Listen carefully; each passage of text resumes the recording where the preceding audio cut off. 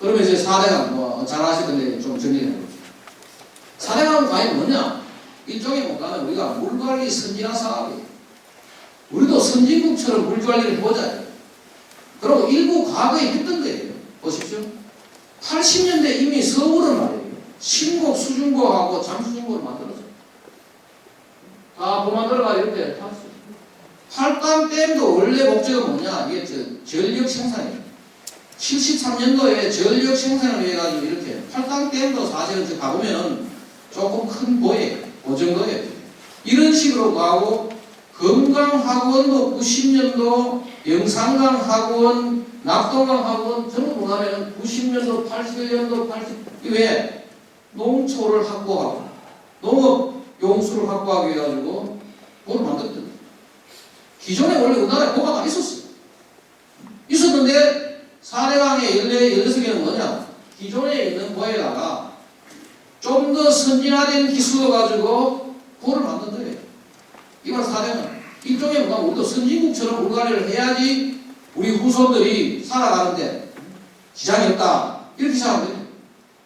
대표적인 우리가 볼 수 있는 게 뭐냐? 바로 60년대에 영국의 템즈강 살리기. 샌드강 살리기는 몇 년 전에 했어요. 샌드강은 거의 1900년대 초에 했어요. 했는데 템즈강을 보죠. 지금 템즈강이 우리가 흔히 이렇게 대도시를 지나는 강 중에 수질이 제일 좋다. 뉴욕의 허드슨강, 라인강 곳곳에 대도시를 지나가는 강들이 많죠. 근데 템즈강이 그나마 지금 대도시 지나가면서 가장 좋은 수질이 뭐냐면 템즈강. 근데 템즈강 과거에 어떠냐? 과거에 엄청난 콜레라 사건이 일어나서 엄청난 사람 죽고 대악취 사건이 해가지고 뭐냐면 악취 때문에 그 도시에 사람들이 못 살아 런던 사람들이 도망갔던 이런 장 엄청나게 썼어요. 이런 곳을 60년대 와가지고 이거 다 여도 보면 영국도 홍수 나오고 했습니다. 이런 것을 보를 만들어가지고 이런 식으로 살리기로 했거든요. 그러고 나서 74년도에 영국에 기록 보면은 영국에는 1800년대 후반에 영국에서 잡던 연어가 사라졌다. 그러다가 100년 만에 돌아왔어요. 지금은 연어가 살아요. 영국 템즈는 이렇게 했다. 보십시오. 이 런던 브리지에 이런 식으로 배가 다니고 영국의 이게 국회의사당이 바로 이 앞에 이 국회의사당 앞이죠. 이런 식으로 배가 다니고 아까 봤지만은 45개의 보를 만들어가지고 이렇게 지난번에 그 런던 올림픽 보면은 말이에요.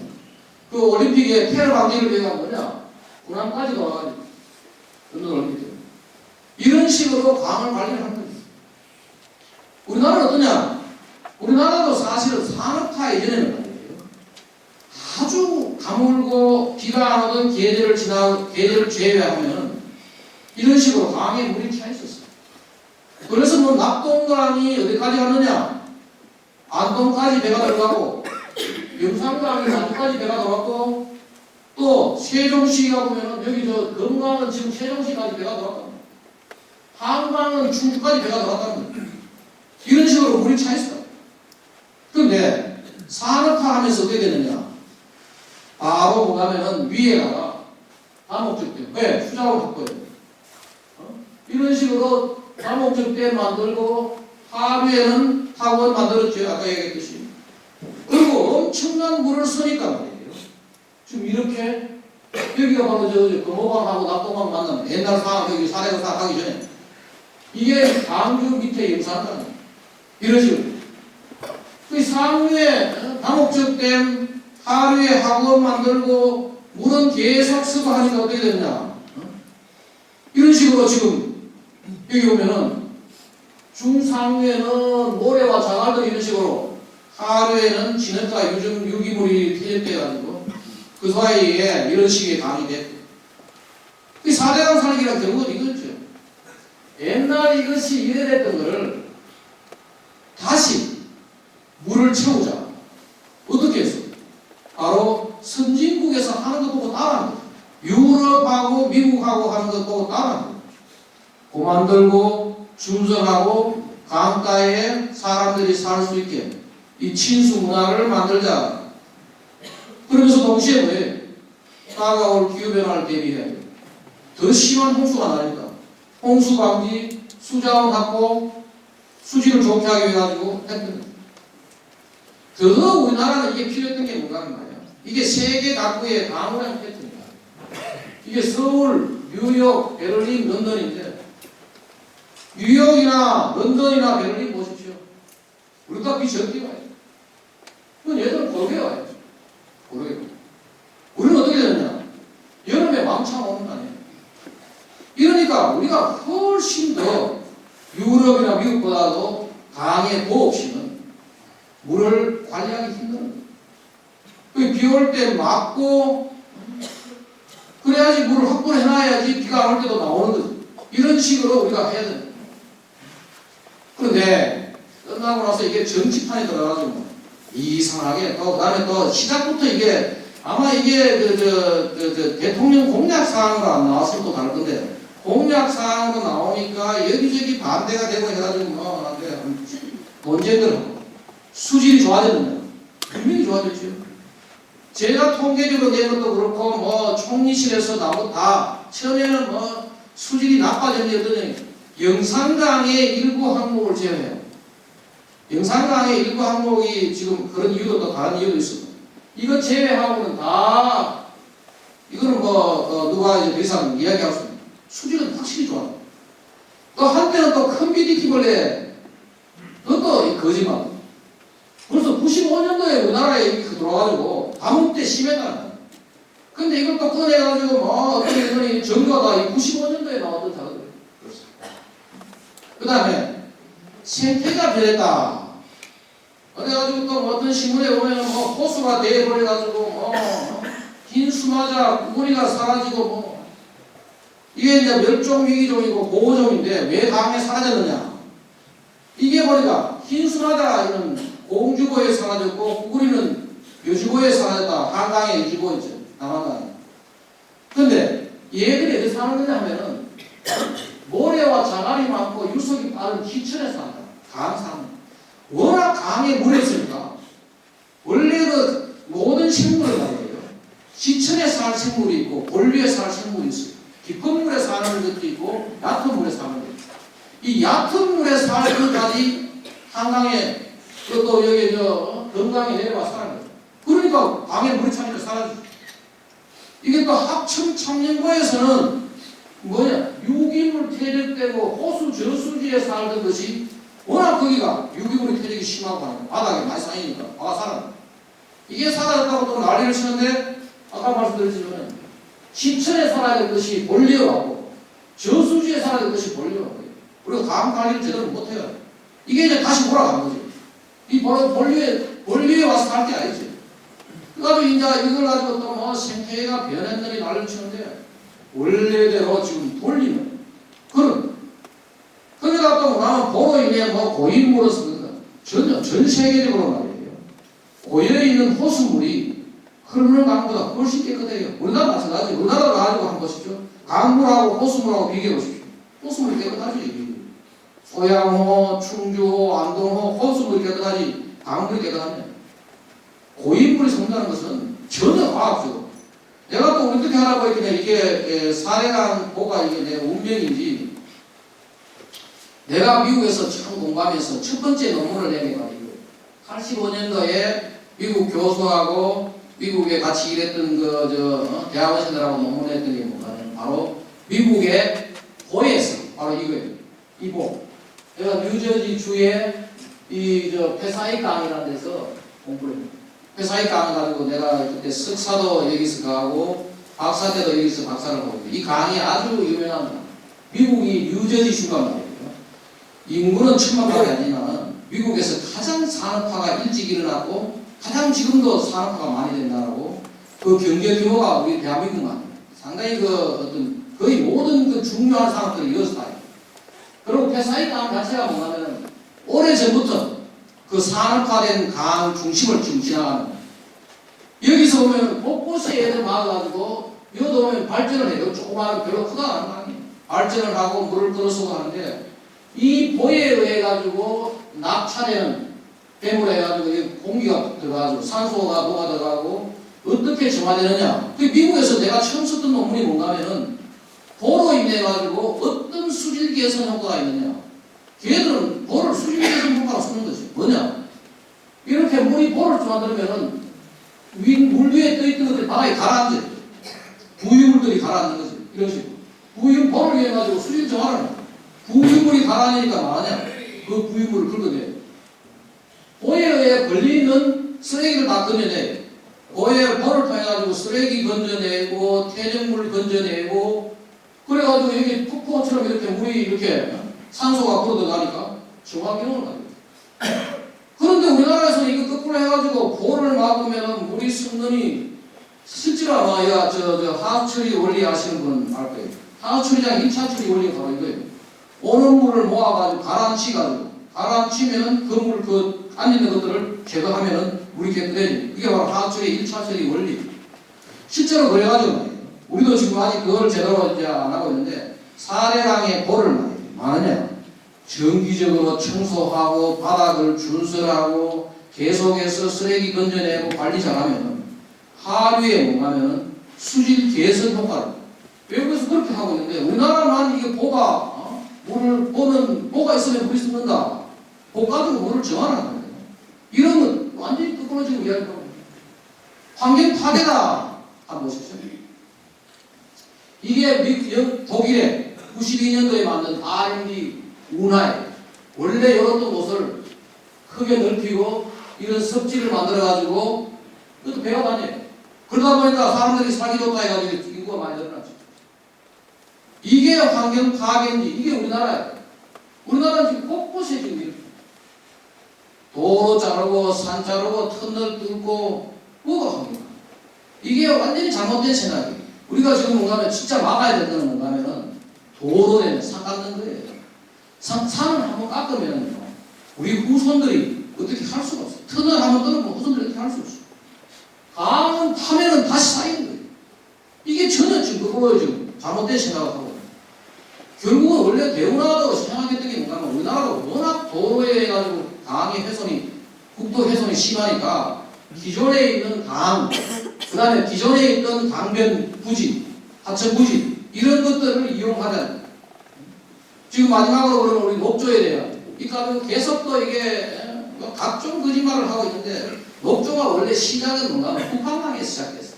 2012년도에 그 당시에 내가 북한과학 원장을 그때 이제 북한강에 이 녹조가 생겼다고 난리를 치니까 그래 뭐 각국 신문에서도 나오고 언론 방송에서 나오고 이랬지 했는데 그게 당장 뭔가 환경단체가 사례항 때문이다. 사실은 서울의 녹조가 왜 생기느냐? 북한강에 생겼어요. 북한강. 보는 어디 만들었느냐? 남한강에서 만들었어요. 남한강에 만들었는데 녹조가 북한강에 생겼어요. 그런데도 환경단체에서는 녹차가 떼나니 이렇게 그 다음에 이제 낙동강이 나오고 영산강이 나오고 뭐 이랬죠. 그게 완전히 삼척 동자도 보는 게 만들었는데 녹조가 이거 생기는데. 그래서 제가 말도 안 되는 소리. 그래서 제가 제 학생하고 제 학생하고 또 여기 미국의 미시간 대학 교수하고 같이 정말로 녹조가 보여야 나오느냐 논문을 썼죠. 그래가지고 이게 나온 논문이 2013 작년에 나왔어요. 수온이 결국은 수온 때문에 녹조가 생기는 거예요. 왜냐하면 데이터가 다 수학적으로 분석한 거예요. 국제학회에서 인정된 거예요. 그래가지고 이런 거는 자꾸 거짓말을 하는 거예요. 더더욱 말이에요. 이건 이론적으로는 학술적으로 다 나왔던 거예요. 원래 물속에 말이에요. 물속에는 녹조 생기기 전에라도 거기는 식물성 플랑크톤이 살아가고 있어요. 그 식물성 플랑크톤은 뭔가 하면은 규조류나 녹조류가 생겨요. 녹조류가 살아가고 있어요. 그런데 온도가 올라가면은 이런 것들이 생겨요.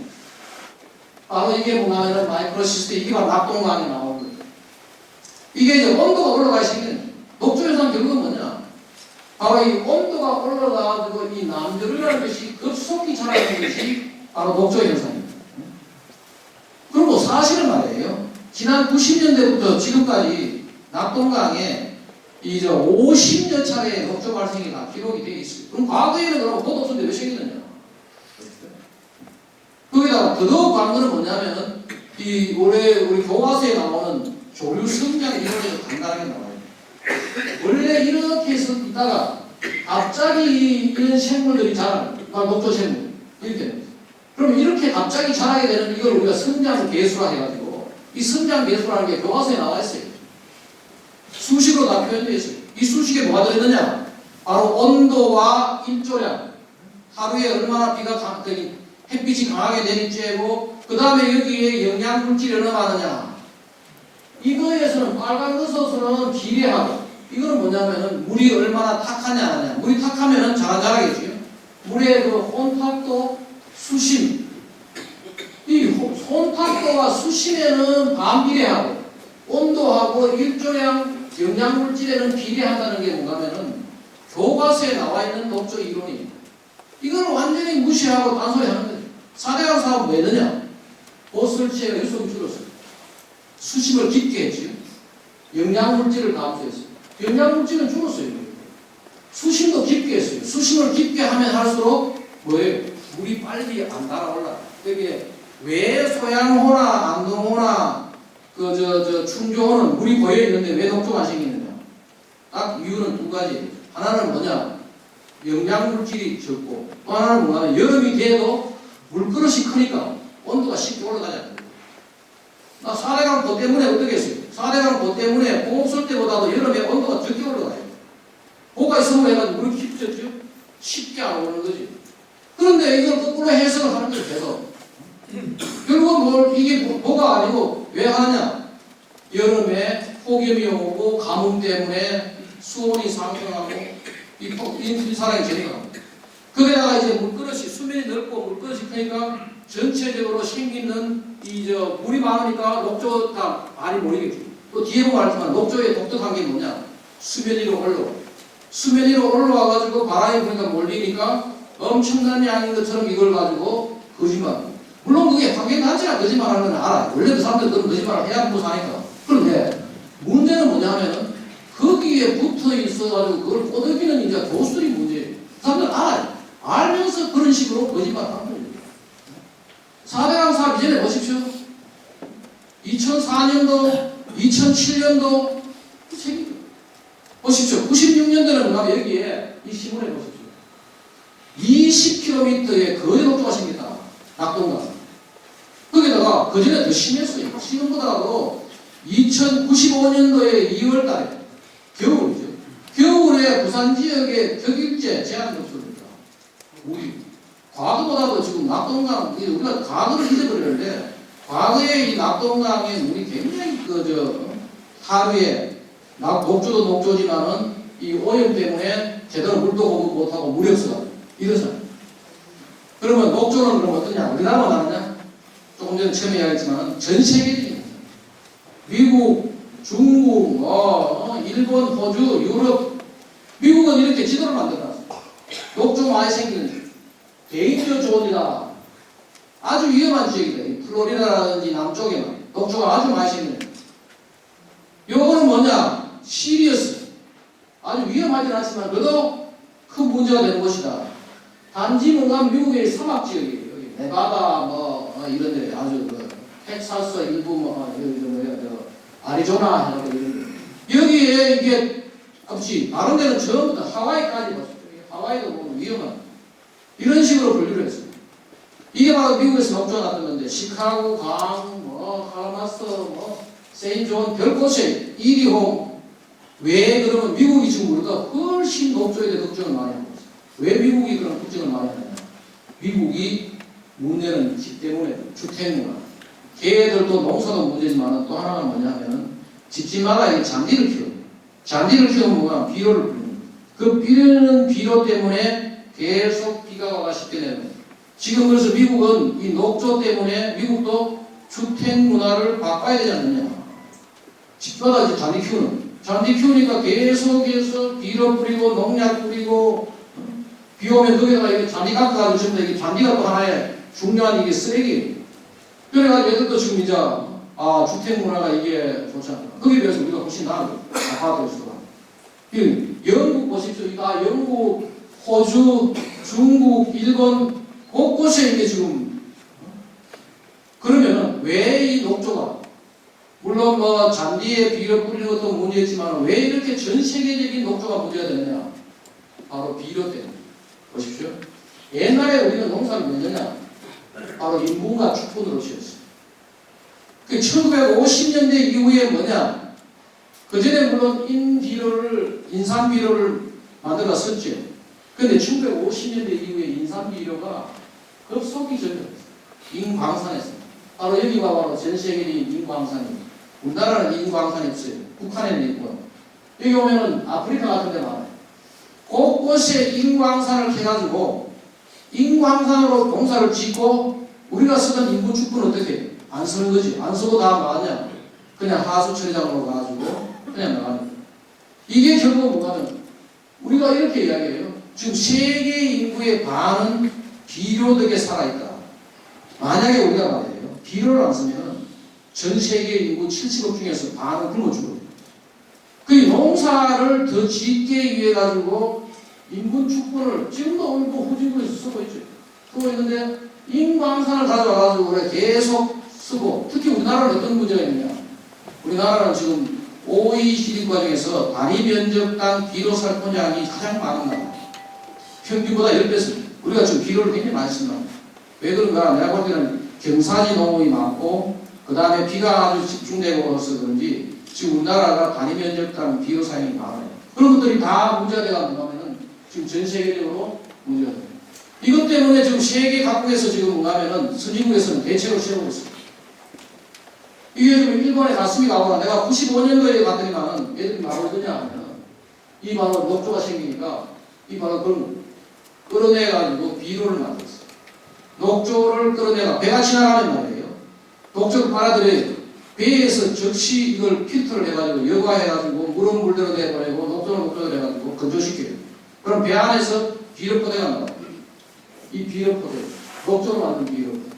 그 녹조로 만든 비료포대가 그냥 비료보다 훨씬 낫다는 거예요. 왜? 그냥 비료는 뿌리면은 금방 땅속에 들어가서 이게 자라지만은 뭐하느냐? 이 녹조로 뿌리면은 천천히 이게 비료 씁니다. 지금 이제 그 녹조로 가지고 비료 만들어 가지고 쓰는 곳들이 일본도 있고 미국도 있고 이런 식으로. 이렇게 왜 이렇게 할 수 있냐? 조금 전에 제가 말씀드렸지만은 이 녹조가 뭐예요? 독특한 이 특성이 있어요. 어떤가 하면은 식물이고 단세포의 미생물이지만 어떤 특징이 있냐면 수직 이동을 해요. 동물만 움직이지 식물이 어떻게 움직이느냐. 근데 이게 식물이면서 단세포면서 움직일 수 있는 게 뭐냐면은 안에 말이에요. 뭐가 있냐면 공기방울, 기포, 전자현미경 사진입니다. 공기방울을 두고 있다가 얘들이 어떻게 하냐면은 낮에는 위로 올라와요. 왜? 햇빛을 받아요. 햇빛을 받으니까 그때 자라죠. 먹어버리면 그때 영양물질을 다 먹어버리니까 밤에는 땅 밑으로 들어가는 거죠. 기공에 빛보를 빼가지고 공기를 빼고 넣고 해가지고 위로 올라왔다가 내려갔다는 아주 독특한 이 생물종입니다. 진화를 그렇게 해온 거죠. 살기 위해. 그래서 전부 다 위로 뜨는 거죠. 위로 뜨는 게 그냥 공기가 지가 뺐다가 넣었다 하면서 밑으로 갔다가 위에 갔다가 이렇게 하는 거예요. 이렇게 하는데 바람이 불면은 이런 식으로 몰리지. 아마 잘 아실 겁니다. 몰리면은 요걸 전부 다 뭐냐면 걷어내는 거예요. 조류, 이걸 가지고 조류 제거선을 해가지고 기포 때문에 수면으로 상승하고 몰리는 것을 뽑아가지고 이것을 퇴비로 쓰는 게 지금 일부 지역에서 하고 있습니다. 이거 말고도 많으냐? 그래가지고 미국 외국에 이런 걸 해요. 녹조로 가지고 녹조가 자라면 뭐가 되느냐? 지금 요즘 그 온실계에서 이산화탄소를 빨아들여야지 광합성을 하잖아요. 광합성을 하면 녹조를 만들고 요거는 비료를 쓰고 탄소를 CO2를 줄이고 온실가스도 감축하고 비료도 생산하는 이런 기작들을 지금 현재 선진국에서 연구를 하고 있습니다. 또 하나는 뭘 하느냐? 아주 독특한 게 뭐예요? 바이오 에너지 아시죠? 보면은 주로 우리 지금까지 많이 하고 있는 게 뭐냐면 코코넛이나 오일팜, 팜오일로 가지고 이제 바이오 디젤 만들고 거기서 에틸 알코올도 만들고 옥수수에서도 지금 뭐 기름 볶고 합니다. 근데 이 녹조가 아주 독특한 게 말이에요.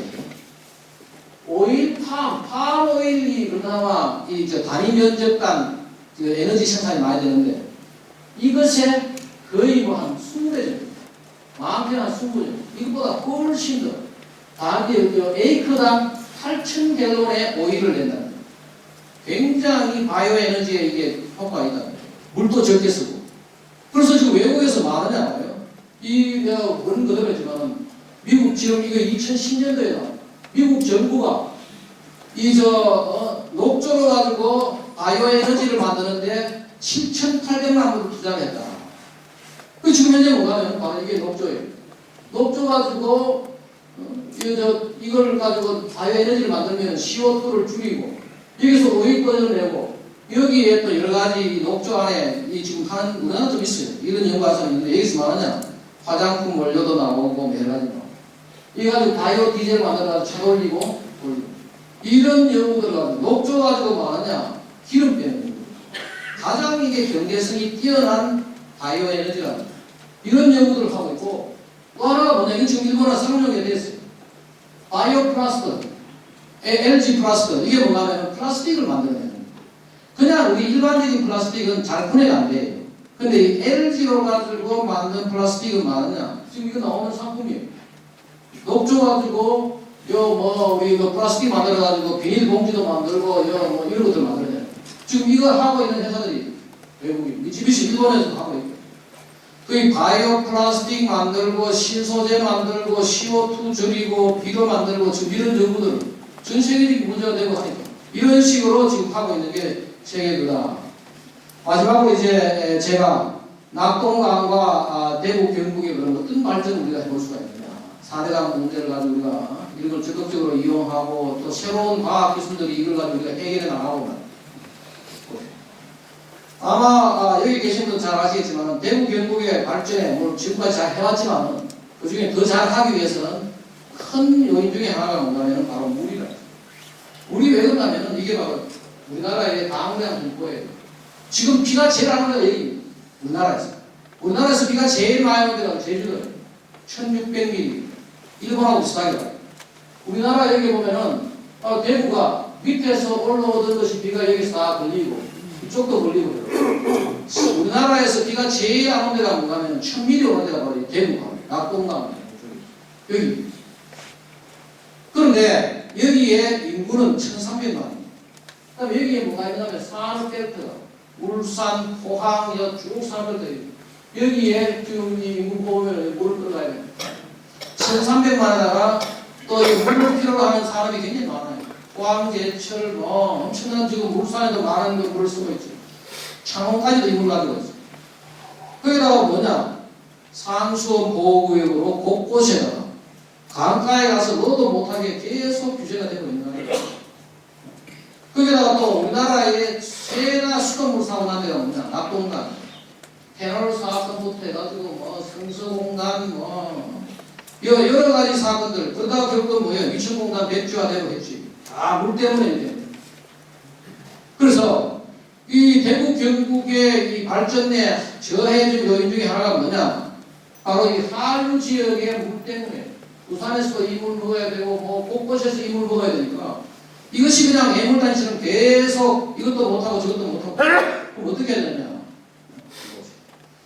그전에 우리가 이걸 그러면 수도권에 지금 우리나라의 인구의 반이 여기 있는데 반이 근데 여기에 사는 사람들 뭐 여기가 좋아서 이렇게 게 아니라 그냥 다른 데 직장이 없고 하니 여기 사는데 그 중에서도 이 수도권에 말이에요.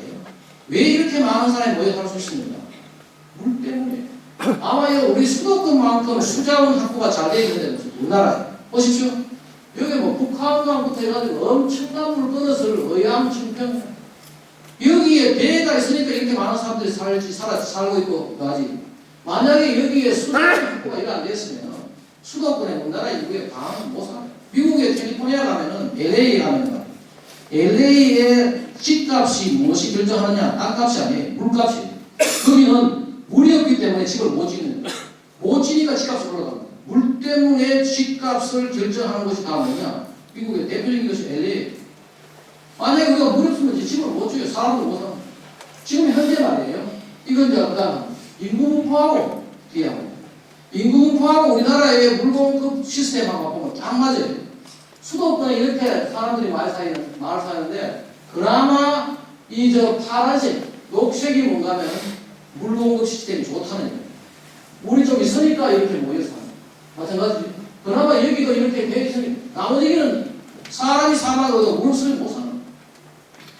지난번에 보면 지금 충남에 지금 8개 시군에서 가뭄 때문에 제한 급수한다. 실제로 보십시오. 이게 바로 제가 지금 가뭄인데 이 가뭄이 말이에요. 충남보다 더 수도권이 훨씬 더 심해요. 지금 그 수도권은 과거에 왔던 비의 42% 왔고 충남은 과거에 왔던 비의 49% 왔어요. 얘들은 근데 여기는 서울은 제한급수 안 해요. 또 충남 8개 시군의 인구가 얼마냐? 48만이. 서울에 한 9도 안 돼요. 안 되는데 얘들은 벌써 제한급수를 하고 서울은 그냥 제가 지난 2002년도에 그 당시에 이제 뭐 한참 선거하고 할 때 노무현 그때 당시 대통령 후보가 수도를 일로 간다. 충청도로 간다. 그 당시에 내가 그 선거 때 말도 안 되는 소리 하고 있다. 이 물 없는 말이야. 수자원 한계 이런 건강 속에 왜 수도를 가려고 그러냐. 물 없어가 도저히 이게 불가능할 거다. 라고 내가 칼을 썼다니까요. 그 당시에. 썼는데 결국은 뭐예요? 세종시에 갔어요. 이번에 세종시 이번에 말이에요. 충남에 가뭄이 심한 이유가 또 하나가 뭐냐? 물그릇이 원래 없는 데다가 세종시라는 20만 인구가 만들어졌어요. 그 물도 없으면서 이걸 자꾸 하려고 그러니까 저런 일이 생겨요. 앞으로 충청도는 지금 아니면 다른 물그릇 대책 없으면 상당히 희한, 자기들 불가능. 그런데 지금 보십시오. 우리 여기 대구 경북은 어떠냐? 4대강 사업의 최고 수혜 지역이 낙동강. 네. 4대강 사업으로 해가지고 11억 7천만 톤의 물을 뺐는데 그 중에서 9억 1천만 톤이 낙동강. 낙동강은 다른 데보다 훨씬 더 엄청난 물을 확보했죠. 이걸로 가지고 우리가 발전 전략을 우리가 세워요. 그런데도 보십시오. 그 사이에 뭐 했는지 이거 보면은 우리 발전은 지금 제대로 못하고 이거 봐요. 이거 봐요. 이번에 지금 선거할 때 그렇죠. 네, 이걸 봤어요. 이 경북 지역에 있는 국회의원들이 말이에요. 그 다음에 14만을 하니까 지역구가 몇 개 없어지고 하니까 데모도 하고 하는데 그동안에 아무 짓도 안 한 거지. 이만큼 많은 물을 확보했는데 아무 짓도 안 하고 있다가 이제 와가지고 국회의원 못 줄이게 하고 말 지금 이걸 가지고 우리가 가야 됩니다. 지금 물이 이만큼 확보했으니까 이걸로 가지고 발전 전략을 충분히. 지금 보십시오. 이 국회의원 수는 이거 다 줄어들고 수도권만 계속 늘어나. 한 10명 늘어난다는 거죠. 이게 다 뭐냐? 제대로 자기 지역의 발전 전략을 못 시행하는 거죠. 그럼 어떻게 되느냐? 저는 이 발전 전략은 지금 답이 나와 있거든요. 바로 라인강의 스위스를 한 거야. 스위스. 이게 라인강이에요. 유럽의 라인강은 독특한 곳이에요. 7개 나라가 거기 있어요. 오스트리아, 스위스, 독일, 프랑스, 벨기에, 네덜란드, 룩셈부르크 7개 나라가. 이게 5천만이 살아요. 바로 최상위의 바로 스위스예요. 근데 스위스 어떤 나라냐? 이게 옛날에 유럽의 오지가 바로 스위스예요. 국토의 80%가 산이에요. 그래서 옛날에 가장 가난했던 나라가 뭐냐면 스위스예요. 그 스위스 어떻게 먹고 살았느냐? 용병으로 먹고 살았어요. 스위스는 말이에요. 뭘 했느냐 하면은 이게 워낙 산밖에 없으니까. 근데 스위스는 전쟁은 제대로 치르지 않았어요. 지금도 중립국이죠. 그 얘들은 왜 했느냐? 젊은 애들을 프랑스에서 전쟁 나면 보내고 독일에서 전쟁 나면 보내고 젊은 애들 피 팔아가 먹고 사는 데가 뭐 스위스예요. 그래서 스위스는 굉장히 남아성 사상이 강해요. 스위스에 아마 인터넷 들어가면 찾아보십시오. 스위스에 여성에게 투표권을 언제 주어졌느냐? 1973년, 74년도에. 우리가 한참 뒤에. 걔들은 남한을 굉장히 선호했어요. 왜? 남한을 낳아야지 용병으로 보내가지고 먹고 사는다. 그런 나라가 스위스고 지금도 그 흔적이 뭐냐? 지금 로마에 가면 말이에요. 로마 바티칸 시국에 그 건의명 있지요. 그 건의명은 지금도 스위스예요. 지금도 스위스가 그 전통이 남아요. 지금 그래가지고 우리가 스위스 아미 나이프 이 칼 있죠? 스위스 아미 워치 이게 다 뭐냐 하면은 그때 남았던 흔적들. 그렇게 못 살았던 나라가 지금 어떠냐? 보십시오. 84,000불이에요. 2013년도에. 얘들은 그러면 이 스위스의 오지를 어떻게 이렇게 만들어주냐. 보십시오. 이게 바로 뭔가면은 스위스가 유럽의 최고의 관광 휴양지로 만들었고, 물론 이것도 잘 나온 거죠. 나는 우리나라에 뭐 설악산에 뭐 케이블카 못 만들고 뭐 환경단체, 아이고 저 정신 나간 사람들. 왜? 케이블카 만들어가지고 우리 후손들이 시간 떠나면 될 거 아니에요. 그건 말도 안 되는 소리죠. 그런 논리로 가지고 반대하고 그걸 제대로 또 못 막아가지고 바보처럼 그냥 지금 와가지고 뭐 하느니 뭐 하는데, 지금 보십시오. 우리나라 지금 관광들 다 어디갑니까? 다 비행기 타고 있나? 우리나라 내 차에 다니 보니까 엄청 좋은 데 많아요. 영남 아파트 여기도 보면 뭐 청송하고 내가 봤어요. 굉장히 좋은 그 스위스 산보다도 우리나라 강원도, 이거 경상도 이쪽의 산들이 훨씬 나은데 우리는 이거 하면 안 되고 말이야. 그 전부 외국 나오고, 우리나라 강에는 사람이 가면 안 되고 외국에 나와가지고 뭐 샌드 강이 좋으니 뭐 템즈 강이 좋으니 이러고 하는 거예요. 이게 지금 잘못이잖아요. 우리가 지금 좀 나서야 되는, 보십시오. 이게 바로 스위스예요. 근데 스위스에서는 더 큰 전략이 뭐냐, 이게 라인강을요. 라인강 배가 스위스까지, 바다까지 와요. 이게 스위스 국경이에요. 스위스가 저 대서양에서 바젤까지 스위스까지 배가 다 들어오는 거예요. 이게 다 스위스까지 들어오는 거예요. 그리고 고부가 가치 상황을 한간에 모든 시계라든지 제약이라든지 이런 것들을 여기 해가지고 지금 굉장히 잘 사는 나라, 너무 잘 살아가지고 우리는 가면 말이에요. 물가가 비싸다 잘 못 살아요. 굉장히 물가 비싸요. 이걸 만든 데가 바로 스위스예요. 우리가 그걸 벤치마킹 해야 돼요. 그러면 라인강은 식수를 어떻게 하느냐? 스위스가 그냥 배가 들어오고 그 상류에서 이렇게 하는데 라인강 독일이나 프랑스는 어떻게 먹고 사느냐? 물을 어떻게 먹느냐? 얘들은 또 다른 방법을 씁니다. 제가 직접 가서 지금 여기가 라인강 강가에 우물을 파가지고, 이게 간접지수 한 많이 들었어요. 강가에 우물을 파가 먹고, 또 일부는 많으냐? 강물을 그냥 먹는 게 아니고 강물을 가져와가지고 이런 식으로 집어넣는 거죠. 집어넣어가지고 지하수를 다시 보관합니다. 얘들한테 보면, 우리도 보면은, 저는 처음부터 이게 그전부터 90년대 이럴 때부터 이게 부산이라든지 이런 데서 계속해서 낙동강물 가지고 할 때, 우리도 전략은 이걸 생각했어요. 낙동강물과 지금 고도 처리하고 하는데, 고도 처리가 별로 안 좋아요. 고도 처리는 왜 안 좋은가 하면은, 막으로 가지고 처리해버리는 거예요. 물 속에 들어있는 미네랄이 다 빠져나간 거예요. 그 미네랄, 정수기 같은 거 쓰지 않는 게 좋습니다. 역삼투압 정수기 이런 거 절대 쓰지 말아요. 그게 정유수는 우리가 독극물이에요. 그게 절대 마개가라든지 고도 처리하는 건 안 좋아요. 그 걔들이 많으냐? 이 라인 강물을 가져와가지고 여기다가 집어넣어. 그 직접 내가 갔던 거예요. 내가 가서 이런 식으로 해가지고 물을 모아먹든지, 또는 많으냐? 식수 전용 저수지를 만들어요. 그런데 물 있는데 어떻게 식수 전용 저수지를 만드느냐? 얘들이 하는 건 저거예요. 라인 강물을 가져와가지고 또 한 번 이렇게 처리를 해요. 우리 무슨 작은 우문댐이라든지 이런 데서 엄청난 물을 뽑아내면 못 먹겠죠. 이런 데다가 말하면 그 물을 뽑아먹고 낙동강물을 가져와가지고 이렇게 한번 처리해가지고 다시 집어넣어요. 그럼 왜 이렇게 넣느냐? 여기에 화강암이라든지 이런 걸 집어넣어가지고 미네랄을 다시 끌어내는. 그 처리해가지고 저수지에 집어넣어가지고 저수지는 계속 먹으니까 지금 앞으로도 거리에 크지 않는 댐이나 저수지가 있어도 부산 시민이나 하류에서 물을 먹는 거지. 지금 현재 부산 같은 데서는 말이에요. 계속해서 낙동강물 가지고 하지 말아라 하는데, 중요한 건 뭐냐? 먹는 물을 라인강 모양으로 해결만 하면 우리가 낙동강을 자유롭게 쓸 수 있어요. 아주 굉장히 자유롭게 쓰고, 강가에 가서 우리가 위랑용도 쓰고 주운도 쓰고 이렇게 하잖아요. 그리고 마지막으로 제가 제안하는 이거예요. 나는 참 이것도 보면 참 내 개인적인 생각인데 참 희한한 일도 다 있구나. 지난번에 신공항 동남권이 신공항 때문에 여기 오면은 위랑하고 가덕도하고가 서로 가져가고, 세상에 지금까지 나는 수많은 이 환경 사건들을 봐왔어요. 공항을 서로 가지려고 싸우는 데는 없었어요. 왜? 공항 오면 시끄럽거든. 일본 나리타 공항 갈 때만 일본 사람들이 엄청나게 반대했어요. 그 지역 못 오게.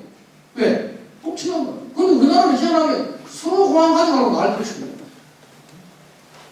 제가 볼 때는 겁니다. 이거 보십시오.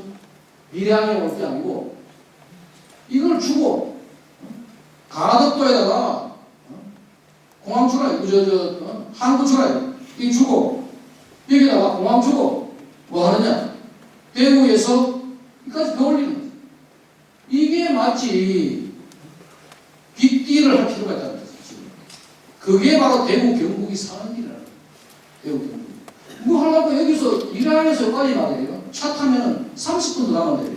거기다가 해외에 매년 나가는 것도 아니고 매일 쓰는 것도 아닌데 외국에서도 말이에요. 외국 나가는 때 미국의 뉴욕 공항, LA 공항, 워싱턴 DC에 있는 각종 공항들이 1시간 정도는 적어도 가야지 공항이 있어요. 그게 좋아요, 차라리. 가까이 있으면 뭐 좋을 게 뭐가 있어요. 그런데 이걸 계속 자기 지역에 가져오려고 말이에요. 나는 대구 경북에서 이번에 빅딜을 하는 거예요. 가져와요. 열심히 배워올리겠다. 그게 내가 볼 때는 지금 우리가 대구 경북에 가야 될 길이다.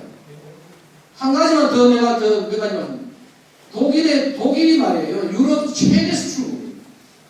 독일에 항구가 어디 있느냐? 함부르크에 있어요. 근데 바닷가에서 100m 들어가 있어. 100km, 100km. 그 다시 부산에 항구가 있는 게 아니고 대구에 항구가 있다는 거예요. 독일에. 그러니까 이게 내륙 항이다. 여기서 배가 들어오는 거죠. 배가 바닷가에 안 있다는 거예요. 항구가. 그래서 지금 부산항도 지금 항구가 지금 뭐 없어가지고 신항구 여기도 막 들어가는데 이까지 배가 돌아가지고 이게 유럽이에요. 이게 바로 유럽의 가장 큰 항구가 함부르크항이 바닷가에서 100km 돌아가 있거든요. 또 롯데르담 항구가요. 세계 7대 컨테이너 항구 롯데르담. 아마 네덜란드 가면 이것도 뭐냐면은 내륙에 30km. 이 말은 결국 뭐냐면은 인천에 항구가 있는 게 아니고 서울에 항구가 있다. 이게 바로 얘는 이런 식으로 만들어가지고 쓰니까 왜 그러면 바닷가보다 내륙이 낫냐? 태풍에, 바람에, 파고에 그런 영향을 안 주고 합니다. 이런 식으로 내륙에 끌어다 가지고 그러고 걔들 이야기 들어보면 거예요. 이렇게 항구를 만드는 것이 훨씬 항구 만드는 비용이 적다는 거예요. 내륙 항구. 이거 보면 우리가 정말 달려요. 바닷가에 꼭 항구가 있는 게 아니라 마지막으로 몇 가지만 더 이야기를 정하기를 전해드리도록 하겠습니다. 이게 이제 아까 봤던 그 영국 템즈라는 배 엄청난 일이죠. 근데 외국 사람들 와가지고 서울에서 한강 보고 3번 놀란다. 첫 번째는 야, 이 큰 도시에 이렇게 큰 강이 있구나. 템즈강보다 배가 돼요. 샌드 강이 한 4배가 돼요. 엄청 큰 강이에요. 두 번째는 보니까 이게 강에 아무것도 없거든. 큰 게 있다. 야, 이것도 희한하다. 세 번째 발표는 이렇게 보니까 빡빡하게 차들 다니는 거예요. 그게 우리 한번 보십시오. 이게 이상한 나라인지 이게 이상한 나라인지. 앞으로 우리가 결국은 모든 이 중요한 것들은 뭐냐면 강을 중심으로 옛날도 그랬고 앞으로도 이렇게 나오는 거예요. 선진국이 나오는 거예요. 그런 거 보면 이 달성부는 아주 축복받은 땅. 굉장히 지금 마지막 한 가지만 우리가 좀 고착된 사고를 벗어나야 돼요. 고착된 사고. 그래야지 발전을 도모할 수가 있고.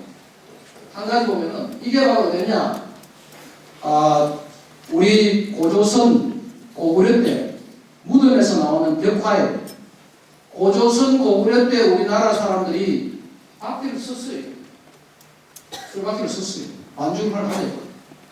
그 다 전부에 나오는 거예요. 보면은 점점 바퀴의 기술이 발달될수록 바퀴가 폈다는 거예요. 그런데 삼국 통일을 신라가 하고, 그렇죠? 신라가 하고 멀리 가지 않고 하다 보니까 우리 역사에는 바퀴가 사라졌어요.